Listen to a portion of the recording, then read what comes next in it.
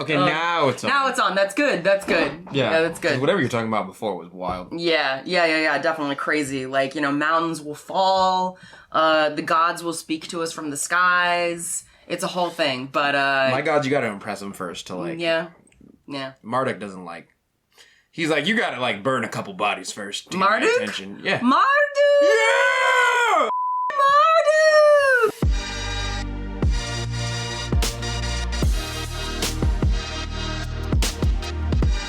This is the Mud Peddlers, a podcast where two nerdy ceramic artists share the behind the scenes of their worlds of clay. We are your hosts, Lindsey M Dillon. And I am Donte of Earth Nation. This week on the Mud Peddlers, to be honest, Donte and I, we've both had a bit of a week. Had a bit of a week. Bit of a week for different reasons.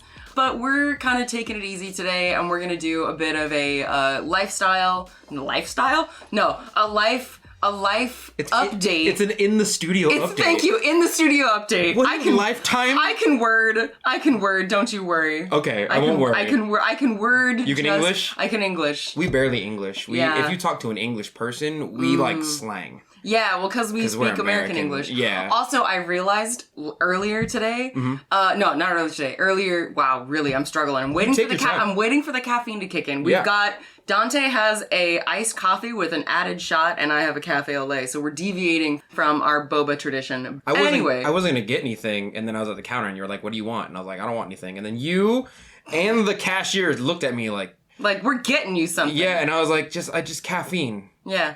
Caffeine, and this person behind the counter was like, "Yeah, we sell that here." No, she was nice. I will not have you maligning the fantastic and exceedingly she just looked at me friendly baristas at Chocolate Fish Coffee Roasters. It's like going to, a burger shack or something, and then they're like, "What do you want?" You're like, "A burger?" And they're like, "Oh, word? Yeah.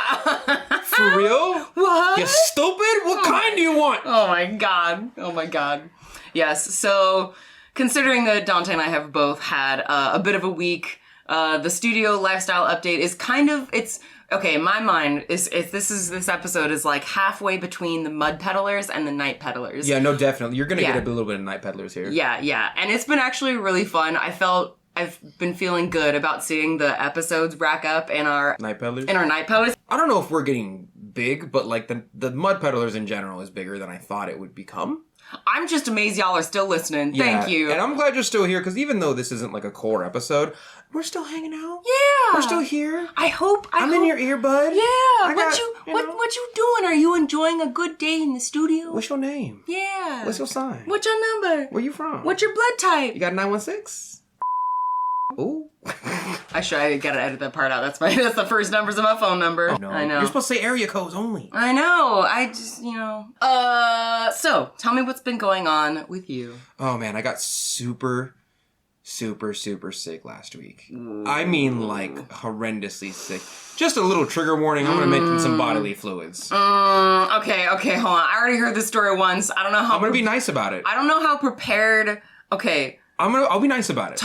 Okay, you better be like high metaphor with this. I'm gonna be real high metaphor with it. Okay. Mid metaphor? Big metaphor? Yeah, I'll be metaphorical. Our dear listeners do not deserve to undergo what I underwent earlier when you told me what happened to your body.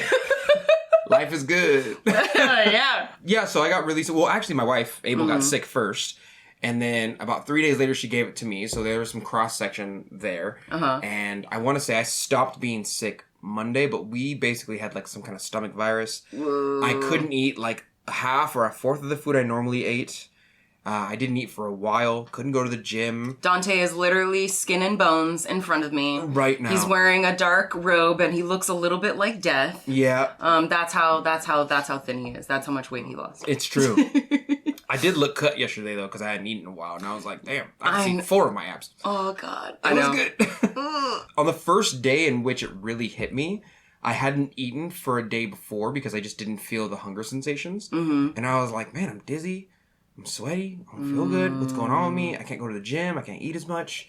And so I was like, you know what I'll do? I just did like the caveman thing. Oh, no. I was like, I'm just going to go eat all the food I normally eat in one sitting. Oh, no. For a day. So that way I don't have to eat for the rest of the day. I know there's some based guy listening to this right now who's my same beer gut weight who's like, yep, that makes sense. Oh my God. But like, we do this every now and then. Especially me, where I'm just like, okay, all my food in 1 to 2 meals. And each of them are like 800 or 1,000 calories. Yeah. Right? Actually, Cody does something similar sometimes. Right. I'm convinced it's just like a guy thing. And I ate all that food. And then I did not feel good. I went home. I rolled back and forth. I was moaning on the bed. And I have a toddler. So she was kicking me in the stomach. Oh! And she was like, Dada, what's wrong? Smacking me in the face. Dada, she's violent and I love her. And at one point, when she finally went to sleep, I went to the bathroom and I just expelled everything. Everything came out. Of course, not without it coming out of the other side simultaneously. Oh, honey, no. It was bad. Oh. It was really bad. I was running in between the toilet and the sink, which are like 2 feet apart, but like still. Oh. And I got rid of everything in my stomach, which I was angry about because I had paid $40 for that meal. It was a lot of food for one person, and it was bad. I want to talk about my hand. Don't. I won't tell you about it, but... Something, guys, just, listeners, my God. Like, again, we're not just talking about, in this episode, Donte being sick. Don't worry. We're getting to other topics. Yeah, don't worry. Yeah, but I feel much better. I just need y'all to know. It was bad. I told her the full enchilada. It was bad. It was bad. It was worse than I'm making it seem right now. No, it's not. It's really not. No, you could not over exaggerate how bad it was. You could not. Just guys, my dear listeners. I feel much better now. By the way, I say guys as a gender neutral term. Yeah. But my unicorns. Yeah. Well, not every pony grows up to be a Pegasus. Yeah, they do in their hearts. Anyway, just know, just no matter if you're praying to Marduk or, Vermina or whichever god, just know that Donte needed your prayers last week. I did. It was really bad. And I spent a good 3 days. Like, I woke up, ate food. I did the caveman thing, and then I went back to sleep. Yeah. And thank God my beautiful wife was like, I'll take care of the baby. I slept one day. I woke up at like 9 a.m., did 3 hours of work, cleaned the house, did a little bit of pottery. Wait, while you were sick? Yeah, I don't not get work done while I'm sick. Donte. Wait, I just sit down on my ass? Yes, that's what you're supposed to do when you're sick. You sit down and you take care of yourself. Not allowed. Oh my God. I don't know. Donte, that's what we call toxic masculinity. That's what I call being lazy. That's what we call toxic masculinity. Because toxic masculinity hurts not only everybody, but including men. I hurt myself for the sake of the economy and the cleanliness of my house. God. And that's called sacrifice. And that's what being a man's about. Okay, if I gotta die to protect something, that's what I'm doing. Considering that we got a 1-star review that talked about how we're business owners who ironically want Marxism, which I thought was kind of funny. That is crazy. Let this be evidence to the contrary. Donte is willing to sacrifice his health for the economy. There's nothing more capitalist than that. I had a comment a couple of weeks ago on my Instagram. Somebody called me like a porcelain supremacist. and it was their way of being like, ho, white suprem. But I was like, I feel like you don't know me at all. You have not ingested any of my content whatsoever. I talk about being anti-porcelain. I'm not anti-porcelain, but I'm always like, guys, it's not the... pick up some brown clay once in a while, please. Yeah. It looks so much better on blues and flux glazes.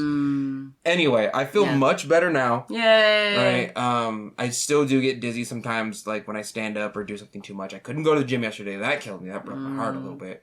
I still went to work. It was just like a stomach virus.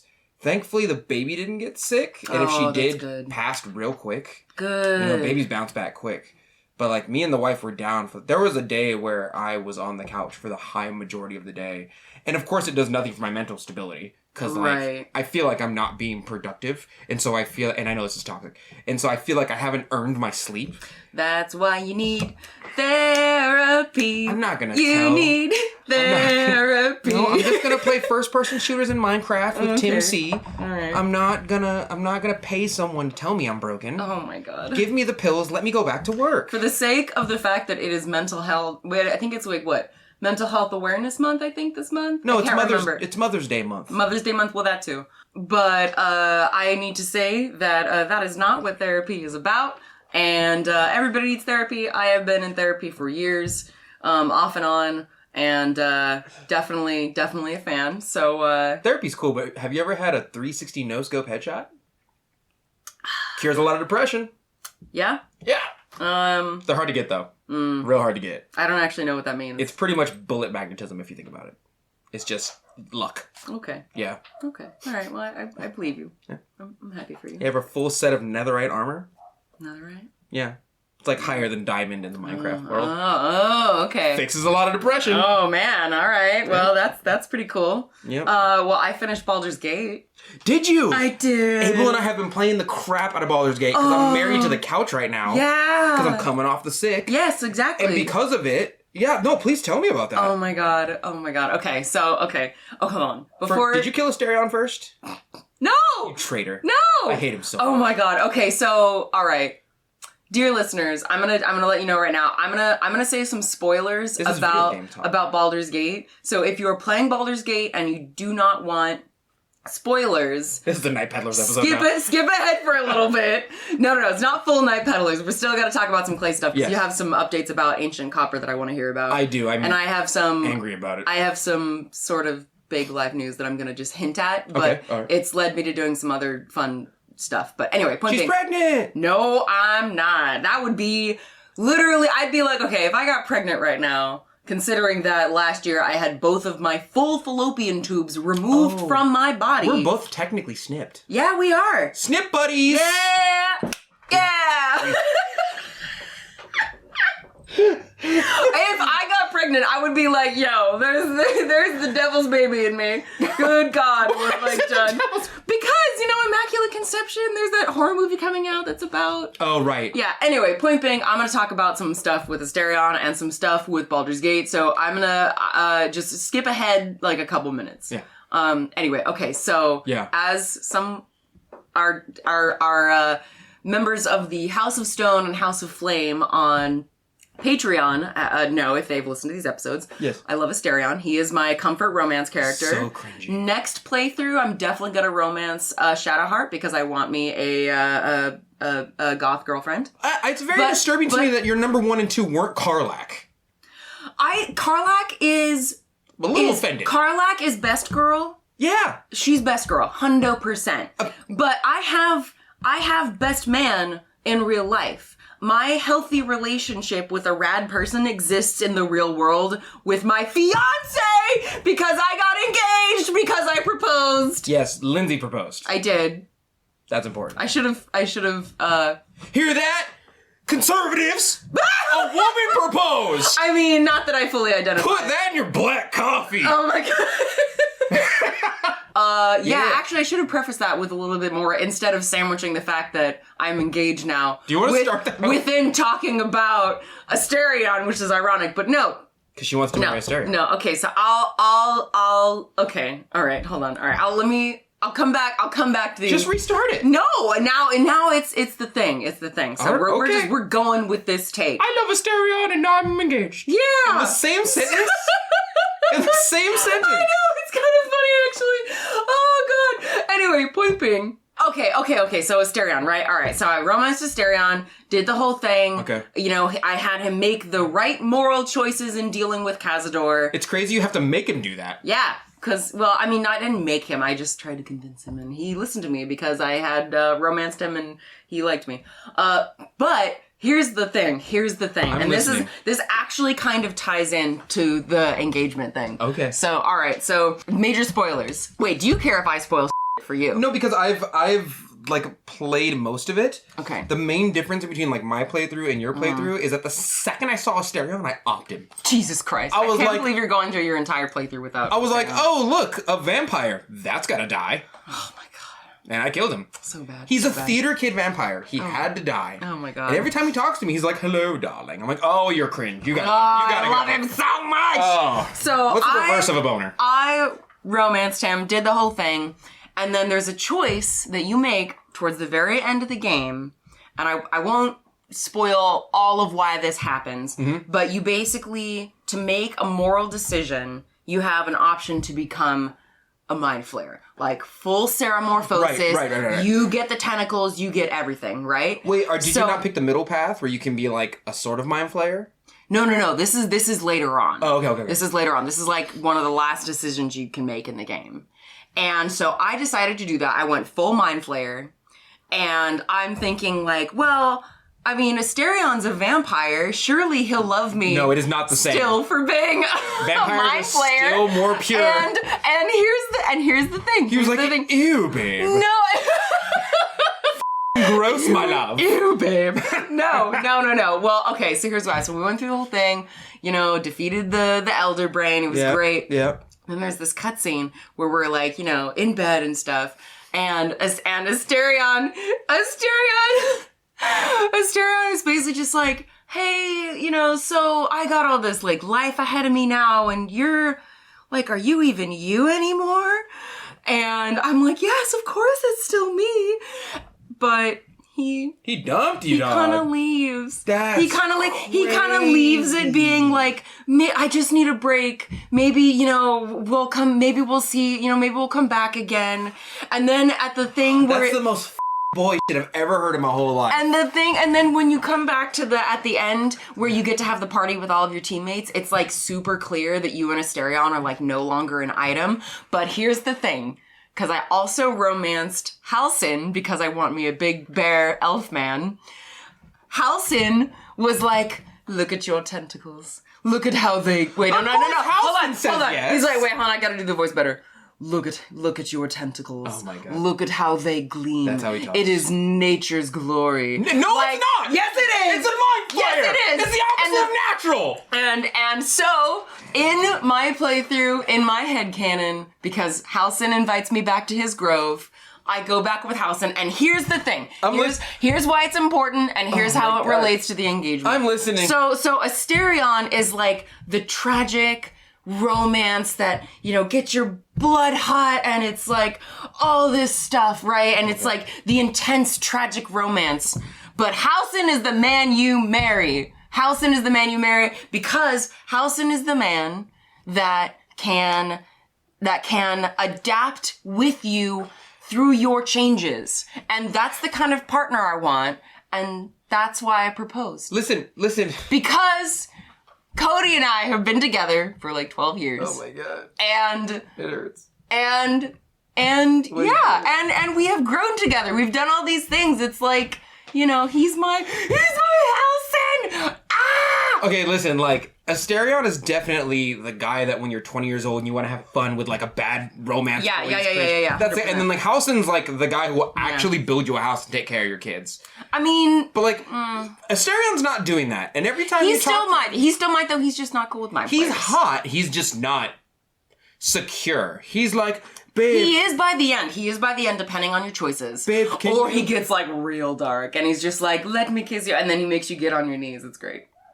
I watched some videos on Instagram about, like, what happens if you make the other choice. Astarion's like, babe, hand me your card so that when the waiter comes by, it looks like I'm paying because I'm the man. Oh my God. No, and Halsin just pulls out his card and then just, like, pays for it and doesn't mention it ever again. Astarion literally gives you the, it's not you, it's me line. No, he makes it pretty clear it's you if you're a mind flayer. We should take a break. You know who I really It actually made me really sad, though. Like, all jokes aside...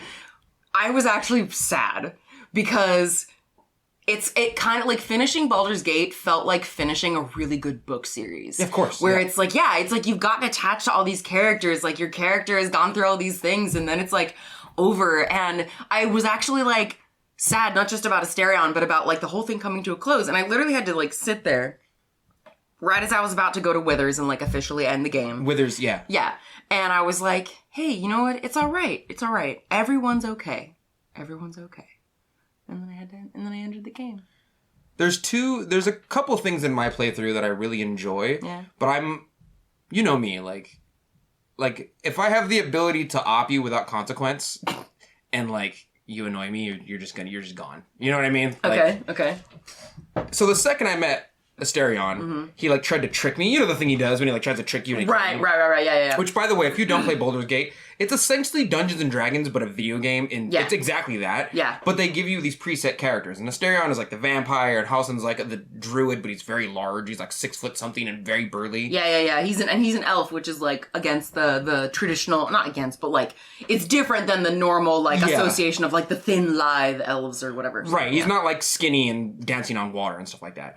And then you have like Karlach, which is basically like a tiefling for hire, I think, or she's a demon.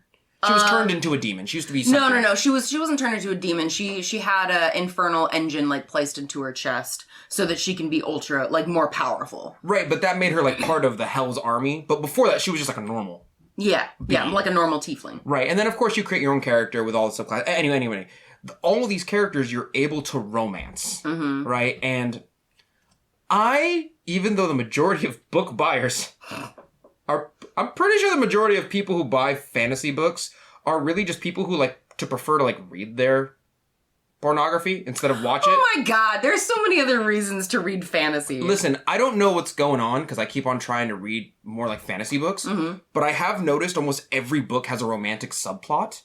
And I really like, I don't want that. If you're saving the world, I don't want to look over to the person that like, oh, that girl was mean to me, and I'll never like her. And then over the course of 4 books, I'm like, but I've come to appreciate her as a person, and I love her. Like, all right, there's an asteroid coming towards Earth. Can we not do this right now? Listeners, if you have any recommendations for us for fantasy books that do not include a cheesy romantic subplot, please send them. Send them to us. That'd be great. So because of that, I play Baldur's Gate very differently in that I reject almost like everybody. Oh my god. Except for the one person I really want, which of course is Karlach. And Karlach is in love with my wife's character. Oh my god! So I'm just going around the camp as Shadowheart's like, so maybe like, do we have like a thing? And I'm like, no, Shadowheart, stay in your place. Oh my god. You look like you wear Ugg boots and order Starbucks. And during your changeover, you change your hair from black to platinum blonde, which only cements my stereotype about you, by the way. You changed your god the second you found out they killed your dad or whatever. I don't even know if your dad's alive. I didn't finish that quest line because that fight was hard. Oh, dude, that's such a good fight, though. I know, I couldn't it's the only fight I didn't finish. I couldn't. I tried to do that fight at like level 10 or 11 and it did not work. I had to level up to max level before I could finish that fight. I figured out a way to do it, but I wasn't happy with the way I did it. Oh, you felt like you were cheesing it? Yeah, like I cheesed it, and so I was like, this isn't fair. Right, and so like, if they annoy me, or if they romance me too much, I just kill them. Oh my god. And then I keep the same characters throughout the whole, so like Will's annoying. He had to die. Oh my god, you killed Will? Yeah, I killed Will.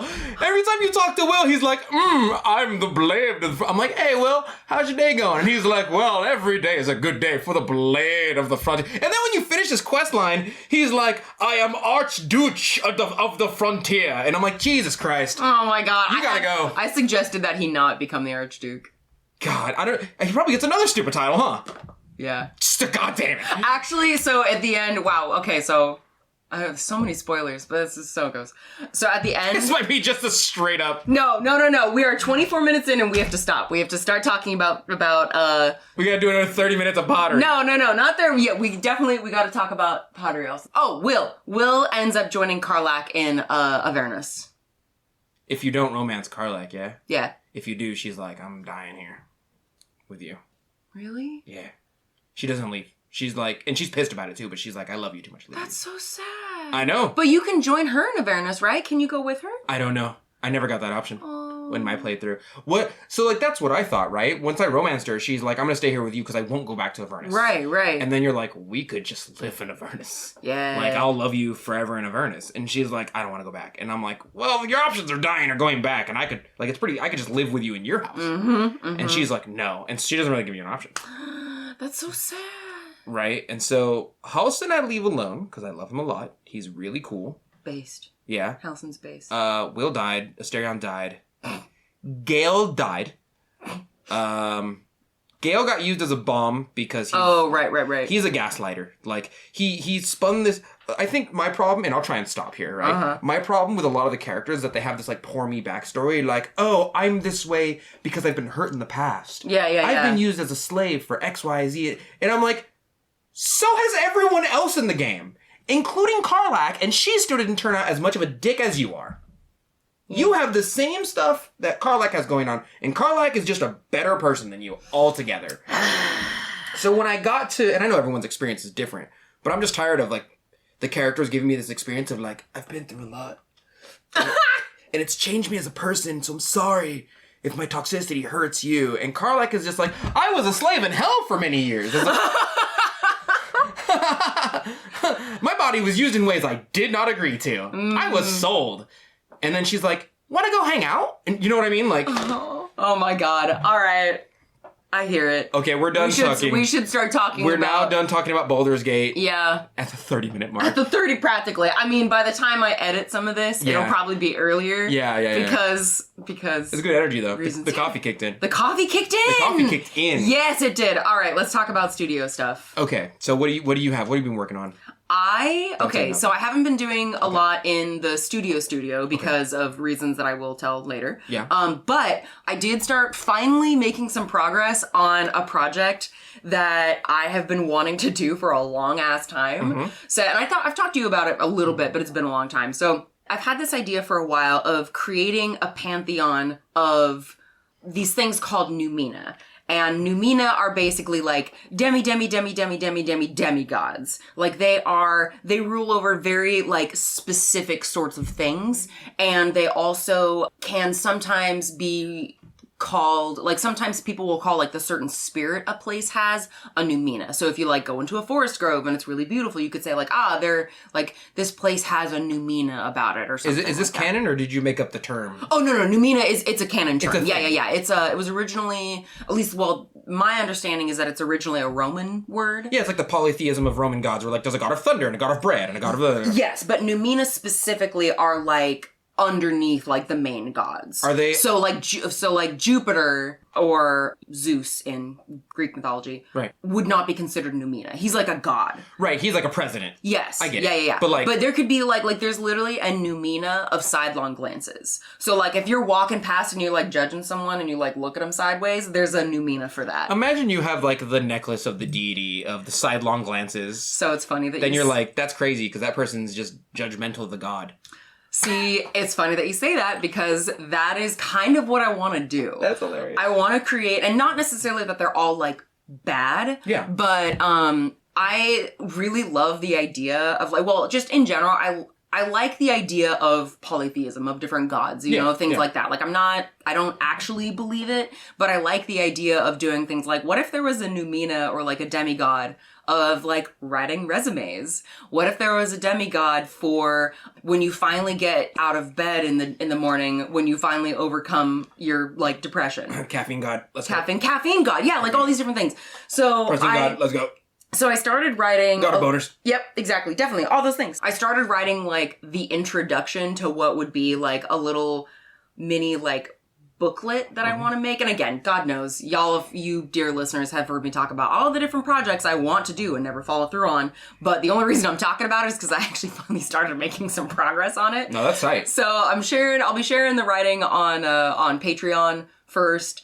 And then eventually, you know, when I like finish all of it, but it's been really fun, like actually making some progress on some of the stuff. So I'm going to be framing it kind of like a, cause I don't want it to be necessarily fully set in our world, like our current world. I want it to be kind of like what's the word? Like a ARG kind of a thing, but ARG. Alternate reality game. But I want to do it so it's kind of like our world, but like an alternate sort of version of our world. Okay. So there will still be a god of resumes because, you know, if I wanted to like set it in like a different, like a past time period, like resumes weren't a thing, right? Right. So I still want to have like contemporary subjects for these like demigods, but I want to have it be a variety of things. So it'll some of it will be more surface level stuff like resumes, but then other things will be more like emotionally impactful kind of thing. So anyway, so I've started writing some stuff. That's been really fun to do a little bit more creative, or rather, not so much that it's doing things that are more creative, but it's nice to be setting aside some time for some of those back burner projects. Yeah. I'm also really happy because I finally got my plaster. She smacked a bag of plaster. Smacked a bag of plaster. That's what that was. Yep. So when I make a little bit more progress on the super secret thing that I can't talk about, I am, well, I won't say I'm going to do anything because, again, I tend to make a lot of promises that I don't follow through on. Well, tell me. So I think I know what it is. Tell me when you figure it out, because I think I know what you're talking about, and I've been asking other people, and I think I know how to do it, but I haven't done it yet. Yeah, I know how to do it too. I've done plaster casting before. Right. But I have not done it on a piece that is like big. Like an actual like vessel. Like I've done plaster castings for like I made like a bowl mold one time. Right. But I f***ed it up. And I've done plaster for when I do hand carved sprig molds. Right. But I mean, fortunately, we've both made the plaster. Yeah, we know how to make plaster. Yeah, plaster backs. Like so many mixed people it, use that as a video. Yeah, I know. I'm glad it's been so helpful to folks, and I'm always shouting out Sue McLeod because she's the one who shared that with us. I know, And then we just like walked through and showed the process. But I do feel a little badly that like a lot of people. We just made a YouTube video about it, and that's more open source than like, because she has a really good blog that I use for sourcing my stuff all the time. Yes, her newsletter that she sends out, which is essentially her blog posts, so good. Right. Like she just posted one on like calcined kaolin, which is just like yes. Yeah, I think the only issue is that like, and not really more for her, is that more people probably watch YouTube than read blogs. Because like video form is probably just easier to sit and kind of like go through than it is for entertainment value. So I don't know if that's true. I don't know the numbers on that. Yeah, I'm just assuming because that's what I do. But she's also like, dude, she's had so many articles in like Ceramics Monthly and stuff. I find her everywhere. I'm telling you. She's based. I'm learning how to use that word. I'm learning how to use the word based, guys. That's good. That's very excited. She's pottery based for sure. Yeah. That's great. Anyway. No, you're good. Anyway, I'm trying to think what else I have been. You're working on Sac Anime as well, right? Like I'm doing like 5 cups every couple days. Because I've essentially told myself like I'm only doing rice bowls, ramen bowls, teapots, and teacups. Oh, and really? then like mugs. I'm not doing anything else. Yeah. And like realistically, because I'm next to a tea shop, I mean mugs are cool, but like I'm doing tea stuff. Yeah. You know.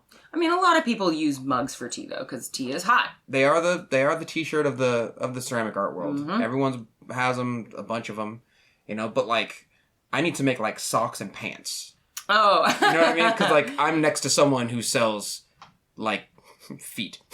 And that's what the sock's going. This is a metaphor? This is a metaphor. T-Cozy does not sell feet. T-Cozy does not sell feet. If they did, I wouldn't. Yeah, that'd be pretty strange. Yeah, like generally I'm still like prepping for Sac Anime. Like essentially I gave myself, and I think we talked about this a little bit on an earlier episode, that like the way I've scheduled the year is I'm basically doing big inventory prep all in the like spring and summer and like early fall. Yeah. And so that ideally I want to have all my fall inventory like so the order of events is Sac Anime, Ren Fair, which I still have to apply to get into. Yeah, we want to do a Ren Fair real bad.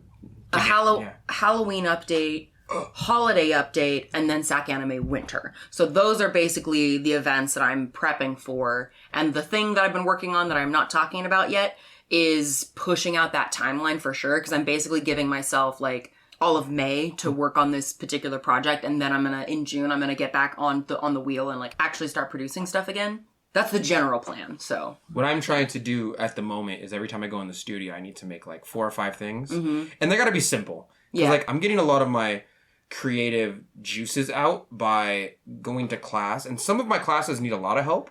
Like the beginner classes, I'm walking around for like an hour and a half to 2 hours really helping people with their stuff. And then once everyone's kind of helped and done, for the last hour or so, sometimes they get, I wouldn't say irritated, but I get the vibe that they're like, okay, do your own thing, man. Yeah, like, let us alone. Yeah, leave us alone, let us experience. And that's what I like. I like to give them instruction and then have them experience something. Yeah. So that when they run into roadblocks and problems, they can come back to me and go, hey, I ran into a problem. Do you have experience with kind of getting over this hurdle? And I can go, yes, let me show you how. But some of the classes, like my Thursday night class, only has like 6 or 7 students.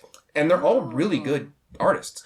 So you actually have a decent amount of time to like pursue that creative stuff. So what kind of stuff have you been making? I made like a 2-footer yesterday. Nice. No, I'm sorry.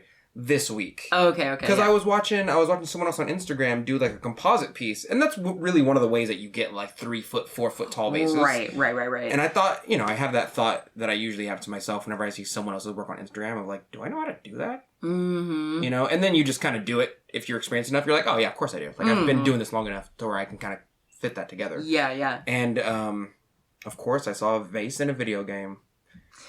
And I was like, that's a big vase, and I want to make that. That's great. I'll probably give it to my patrons pretty soon. I'll probably show them what I'm talking about now once it's created. But hopefully it survives. It's made of BMX with grog, so it shouldn't crack or anything. Yeah. That's a pretty hefty clay. What video game is it from? It's Destiny. Of course it is. Of course it is. Bless. That's great. That's great. It's huge. How fun, though. I know. I'm really excited about it. Right? I'm really glad that you've been able to, like, put aside and, like, execute some of the, like, more creative ideas that you've had. Because you were definitely talking about feeling like, oh, man, I'm just, like, producing mugs all day, every day. I'm so tired of mugs. Yeah. I'm just so tired of them.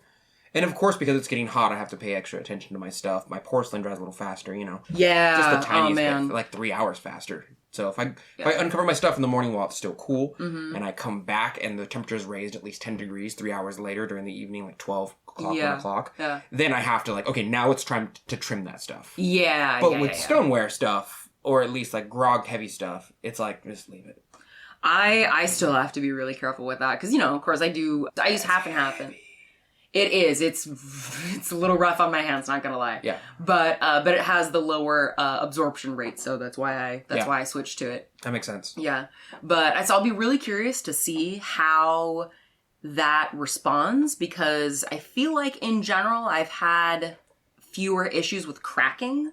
So I'll be curious to see how it does with warping, because that's a really big problem that I have during the summer. Yeah. Is like actually keeping my stuff evenly rounded. Well, not so much rounded, but evenly, like drying evenly. Right. But yeah, I was very much reminded that there's a temperature change, because I put like, oh my God, probably, at least 25 pounds of recycled clay on my plaster bat. And it was done the next day. Dude, well, no, I came back like 3 days later because I'm thinking, oh, it's winter. It'll be done in 2 weeks. Nope. It was like I had to like wrap it in a large wet rag to get it to start rehydrating, because so I was like, yep, it's summertime. She's coming. Yeah, no, definitely. And other than that, I'm trying to make like 4 or 5 things. Yeah. Every time. Are you... Oh, no, sorry, go ahead. Go. Are you making any specifically new designs for any of your fall events, like SAC Anime? Because I know, like, the folks from Has Been Hotel and Hell of a Boss are going to be at SAC Anime. So, I don't even know what that is. It is... I haven't watched it yet, but it's a apparently a very, like, popular animated series on... I think it's on YouTube, that a bunch of folks have been watching and cosplaying and stuff for. So, my friend Brandon was like, hey, Lindsey, have you seen... Like, I can't remember if it's the animators or the voice actors who are going to be there, but... He was basically like, hey, some folks from these shows are going to be at SAC Anime. Like, you should make some, some stuff. So anyway, I haven't solidified any of the designs for that yet. But I'm like, I have a list of new designs that I want to make between now and SAC Anime. So I was just curious if you have any like specifically new designs that you're exploring. I haven't. I usually like to put my designs on brown clay because I like the white underglaze kind of contrast. Oh yeah. But whenever I put black, and this is a different thing, but whenever I put like black underglaze on a porcelain or a white clay body, it kind of just looks like unfinished work, if that makes sense. Oh. If I just leave it alone, like if I glaze, let's say this was white clay and I glazed it just like right here and the design was here and this is porcelain, it just kind of looks like I put a design on like unfinished clay. Oh, yeah. I hear what you're saying. But so like if you just put like a design without any glaze over it. Oh, okay. Or near it.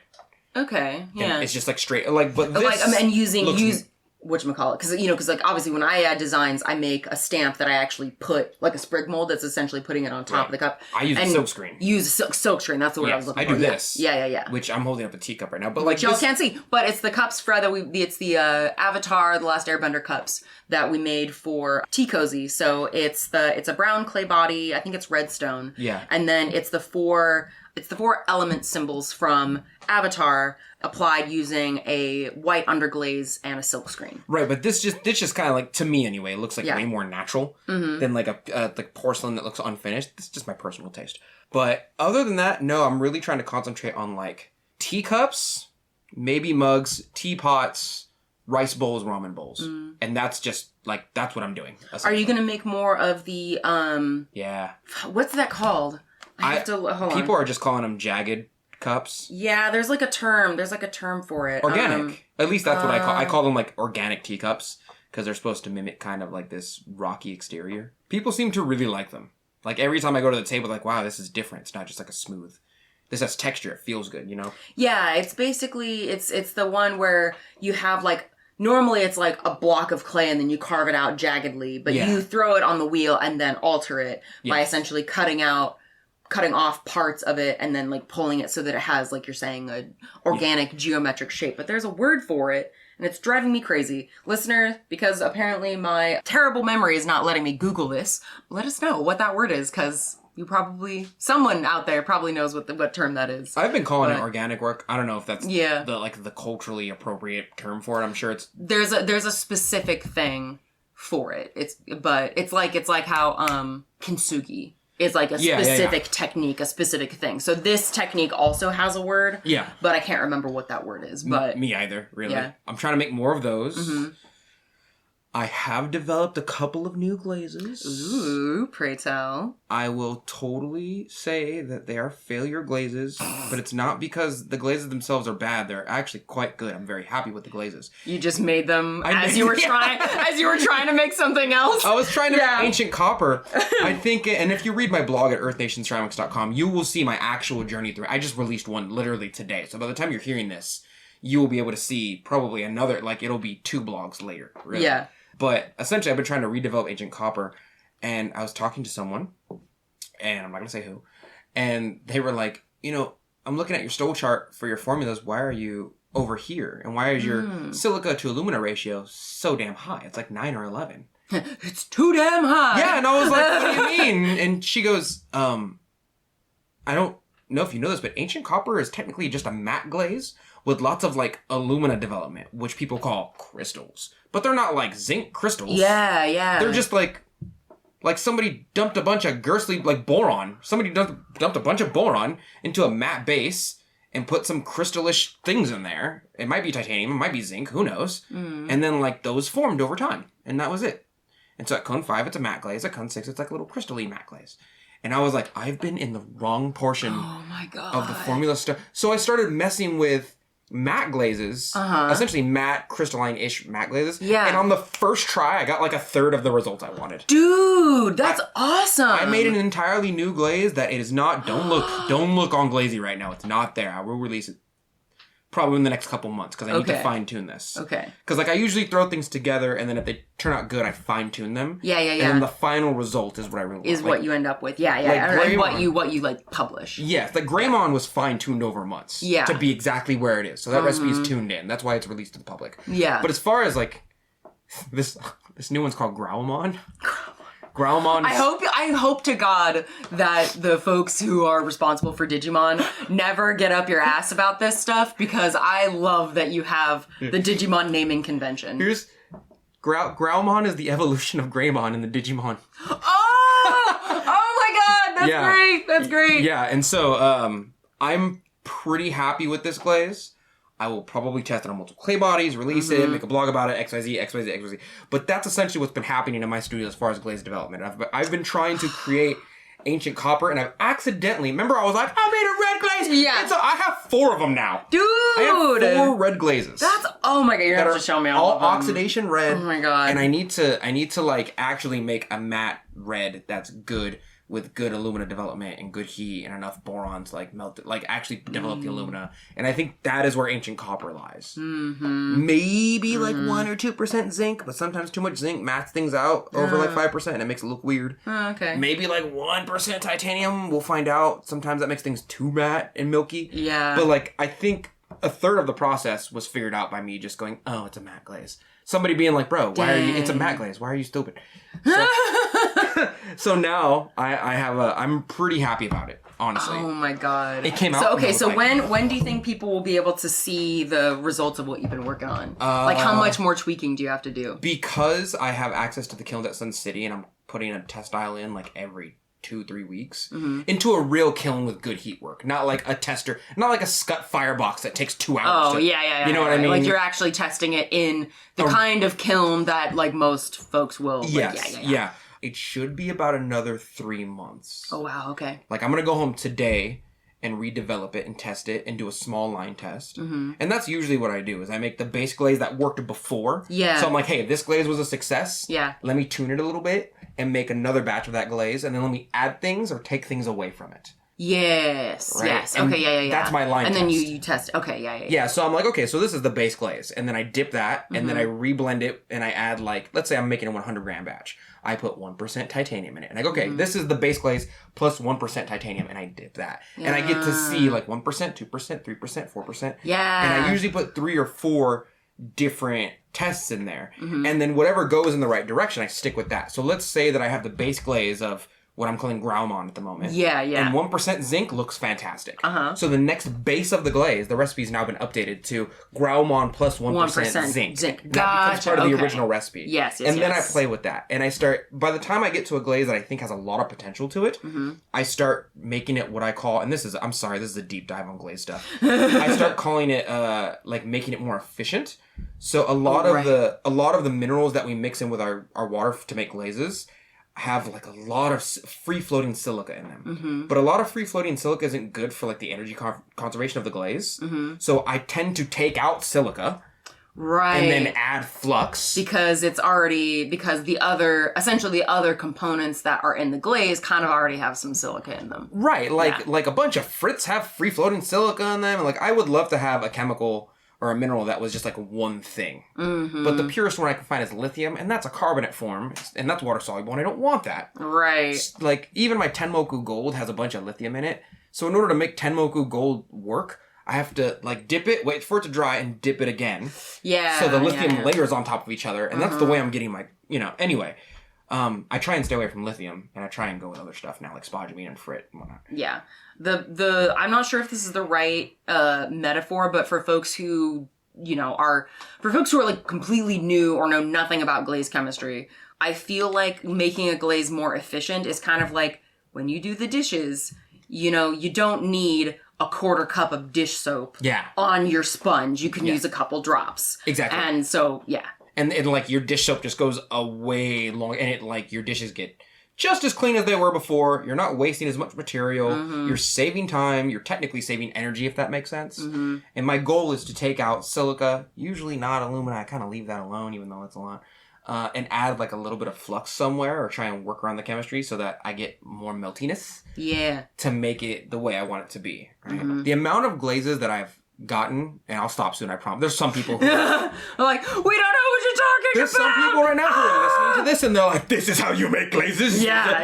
And there's some people who are like, I don't give a damn. I'm gonna keep buying the bottles, man. Yeah, which is fair. Which is fine, right? I will say, check out Clayscapes though. It's crazy out there.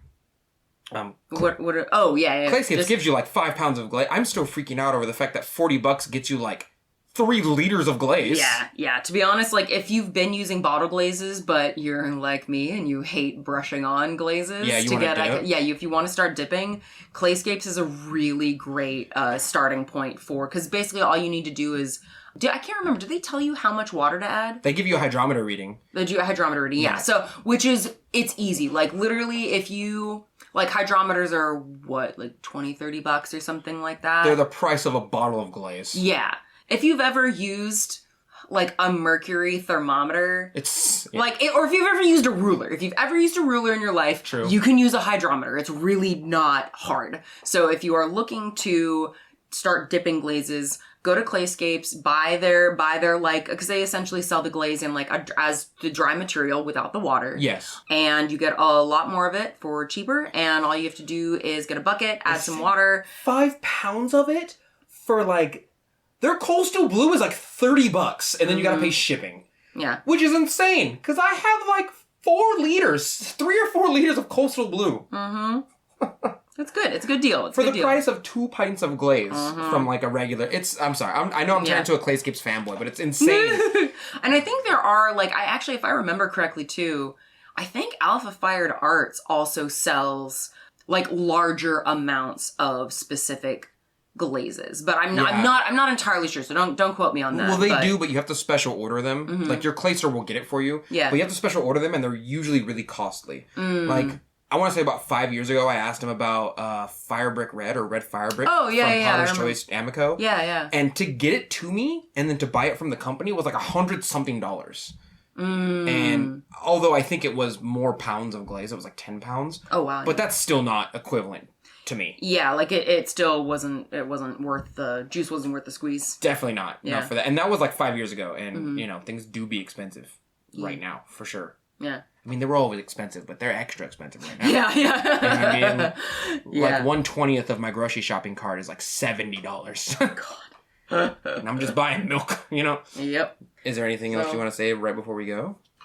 You want to do any kiln plugs? Ooh, kiln plugs. Did you do I just did a store update at earthnationceramics.com. Hell yeah. Have you done one recently? I still have my update from, like a month ago? Okay. Up on my website. I still have a bunch of seconds, so if you have been looking to buy something, but you're on a slightly more limited budget, I still have got a bunch of sale pieces up there. I've got some non-sale pieces, so go have a look. And, that's the kiln plug. Kiln plug! Damn, son, that kiln peephole looking good. Another one.